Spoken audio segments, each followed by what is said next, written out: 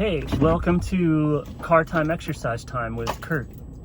So today, if you happen to find yourself trapped in or waiting in a car, here are a couple of simple mental and physical exercises that you can do to keep yourself entirely and totally sane. If you find yourself teetering on the brink of madness due to the incomprehensibility of the universe, these are some thoughts and some movements that will hold that chaos at bay. Right, so don't ever do these while the car is moving forward. You don't want to be this type of person when you're driving. But when you lose that opportunity to distract yourself from the immensity of this moment with tasks like keeping, your 6,000 pound truck from careening into the wrong space.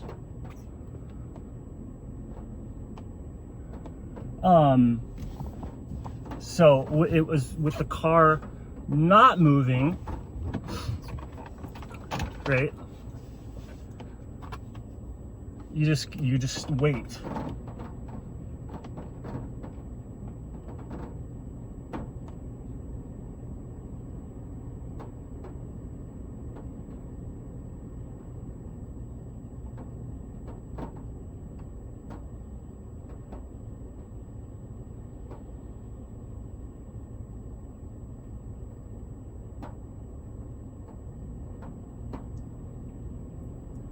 And so I have a pretty good map of how I exist from cutting open dead bodies. Not me personally, but I've studied the works of people who have cut open bodies for science. And so they've cut into the bodies and they've written books, and then they teach you these books in school, which is something they used to send you to, where you would learn what these people had discovered cutting up all the animals and all the people. And so they, I because of that, I know kind of how I exist, like, deeply. Like, I have blood vessels, fascia, there's like a network of stuff tying my body together. I have nerves, and I have a brain, and I have these different organs, and then they're all inside of bags. And then there's bones in bags, which are like basically hard organs, right? Everything's in this fascial network of fascia bags, and then the bags hold different things, and so the bags have different qualities. Like, the bags float in existence in different ways because of like what's inside of the bags, the fascia bags. So you can just look at all your bones. It's just another organ in there. It's just another organ. It's very stiff. It's very hard, but it's just another organ. And so I know all about that. And then I know also the organs and the tissue and stuff like that is made up of tiny little cells, which are more bags with different types of electricity in them, secreting things that turn into bags, right? Like, if you take biology, they've discovered all these bags, just tiny little bags, making more bags, and the bags all float or sink in these different fields and mediums that they happen to exist in. One of the important ones being water. All of these bags are floating in water, and they are full of water. And so I know all that. I know that. So while I sit here and wait,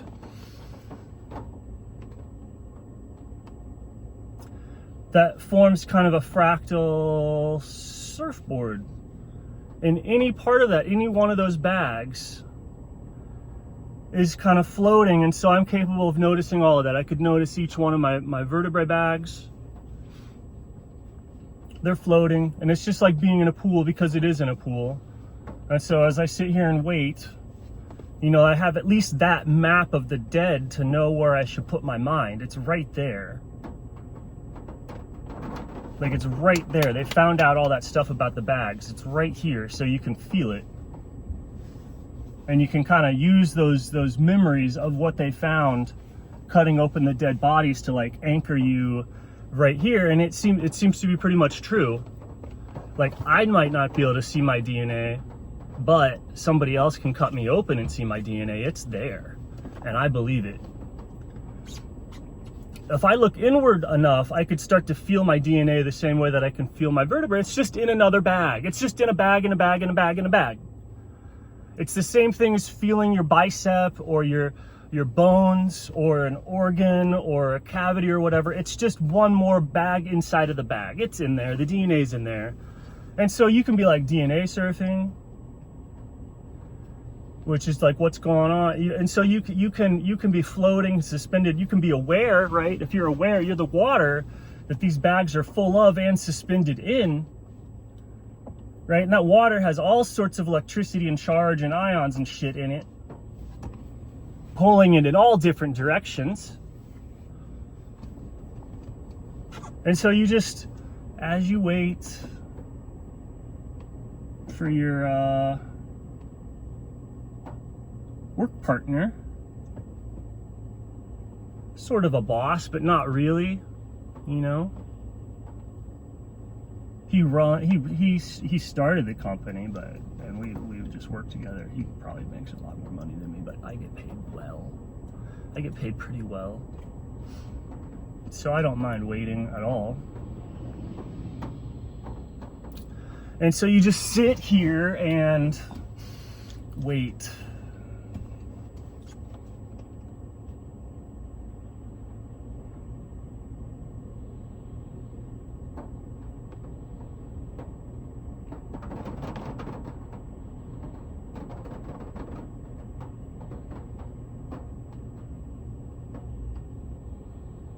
And you'll notice your breath, and what the hell is that? It's this thing, and it's going, like, it can go, if it happens to all the bags at the same time, it's very slow.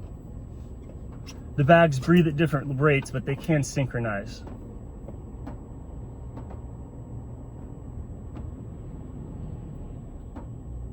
Like if one of the bags at a higher cyclical rhythm tunes into one of the lower bags with a deeper rhythm, this one can pause. It seems like it's frozen still and not moving, but it's just moving. It has the exact same amount of energy coming off of that deeper bag rhythm. And so you can just wait.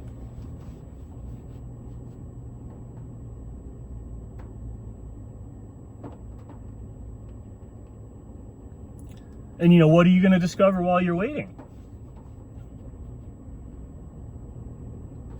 There is something there to notice. It's very specific.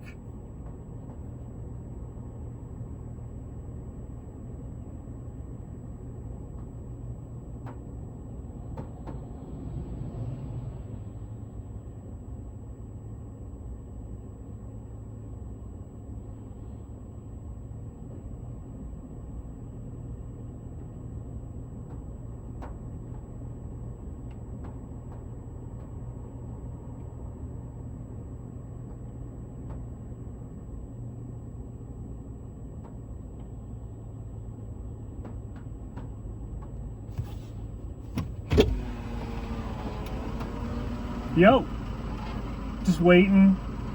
Adonis. What? Yeah, I already went. Yeah. When are you done work?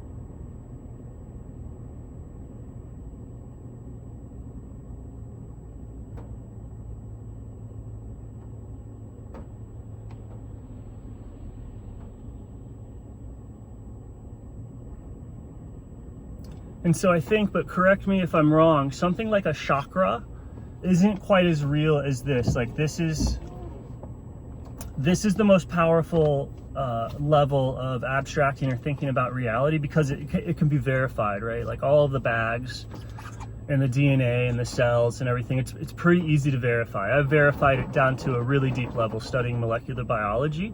Like the basic map seems to be pretty real in terms of that there's bags with organs in them, and then the organs are made of bags that we call cells.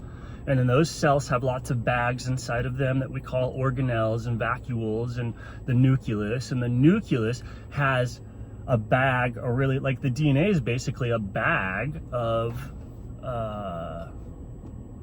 electricity or something. Like, so maybe at the very bottom, it's not a bag. It's not bags all the way down, it's bags down to DNA. And then that's the structure of the universe. So it's not anything like chakras or these things like that. That's not actual like a chakra is it like, imagine you could have this big fat disgusting opera singer going, oh, and it's like hitting this perfect note, and it's like, wow, that note's perfect. That's perfect. It's mathematically perfect. The fucking glasses are shattering. And then you go, what's making that perfect, beautiful sound? And it's this blob of a creature. This disgusting blob of a creature is making this perfect, beautiful sound. And that's basically what the chakra is. Like the chakra is like the sound your prostate makes, probably. Like, ah! And so you get these visions of these heavenly realms, but it's just the fat and the viscera making music.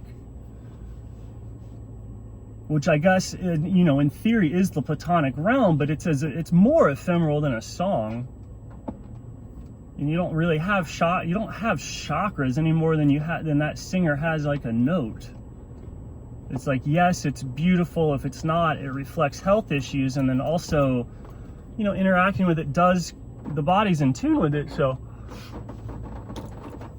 but right, your third eye is just the brain singing. It's the tone, it's the frequency, it's the harmonic. And that tone, that frequency, harmonic bridges and bonds each chakra, each center to all the other things, just like the tone or the frequency of atoms and electrons and all that stuff. They vibe at the same level, and that's what turns them into a molecule.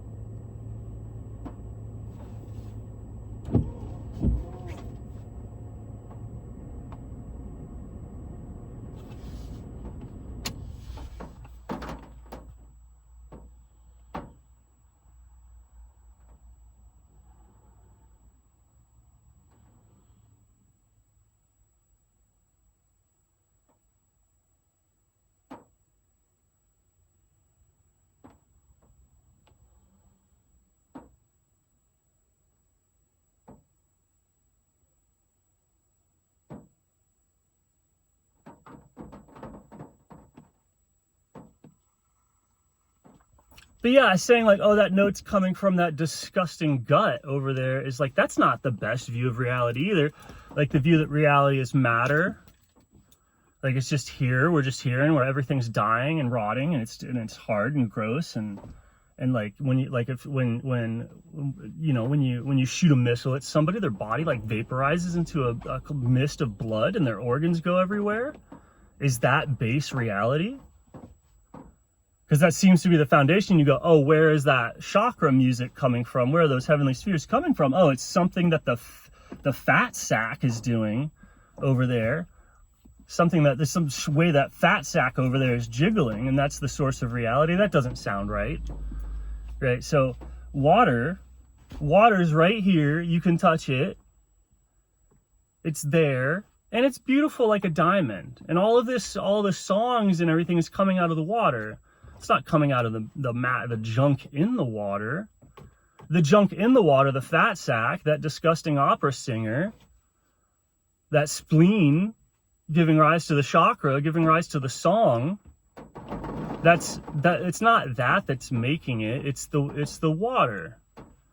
The water's beautiful, shimmering, pure. If you looked at the water instead of the stuff in it, you're seeing the ultimate beauty. Of course, that's why it's making the note of a smoothly running chakra.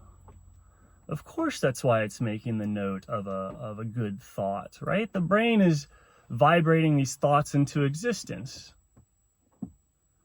like a stream. babbling. And that's beautiful. And so water's base reality. Water is the base reality. Water is the place from which reality springs forth. Because when you say reality springs forth from something, you're presupposing the thing that lets you speak that way, which is the water analogy. You cannot think about or describe God or reality or physics or anything at a foundational level without water. Nobody has even remotely come close to even hypothetically thinking about anything resembling reality in terms of like what's going on scientifically or religiously without water language, water references. And so like whatever you figured out with the language, maybe stop for a second and realize like, oh, the reason I was able to make all these concepts was because of the water experience that I had, right? Like my internal water experience, the being born in a water sack, being made of nothing but water sacks, right?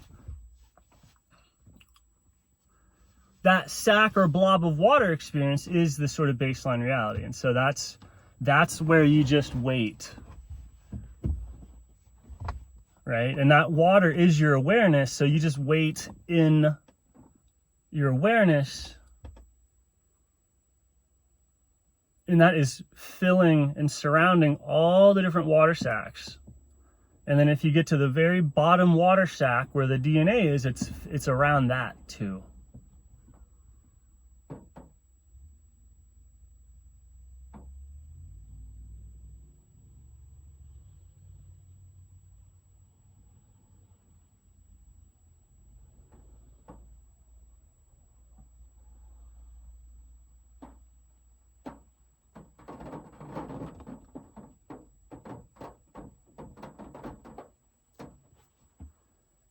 And the vibration things like music, like notes, like chakras, it's interesting. Those are on like the edge of awareness. They're not exactly in awareness.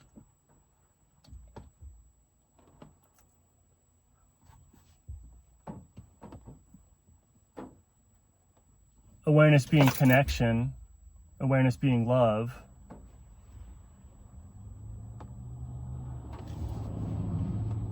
So don't go into the light.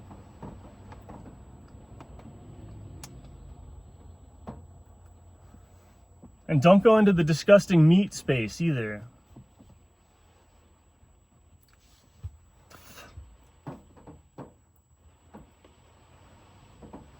Like if you get into the water space, at some point you could just dissolve your body, and then everyone looks at that as like, oh, he just dissolved.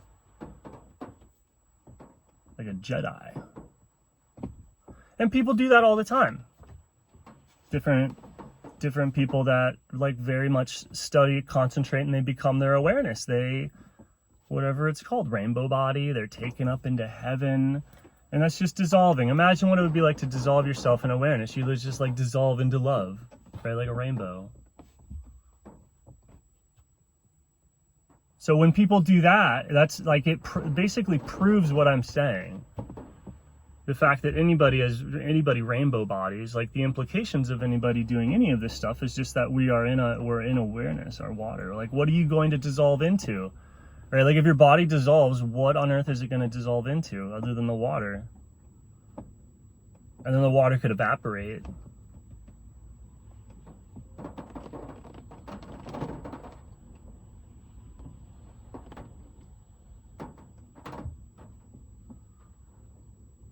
I guess the mind becomes more powerful than lie. The mind becomes more powerful than lies. And by lies, I mean like extremely basic solutions that have too much electricity in them. Did you know that's what a base is? I think. Yes. A base has too much electricity. It's water that's wetter than wet. And thus it starts to dissolve things.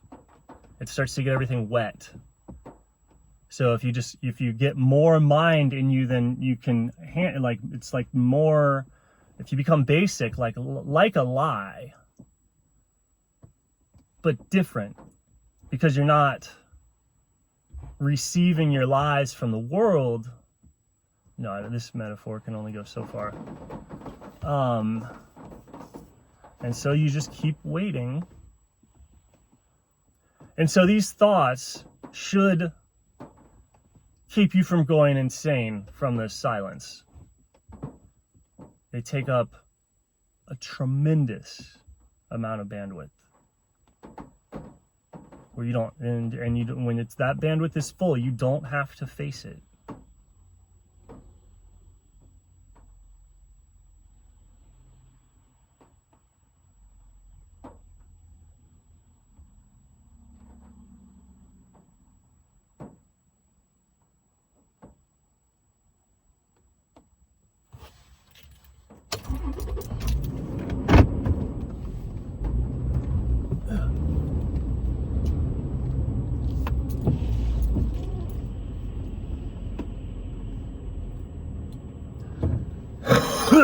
Ha!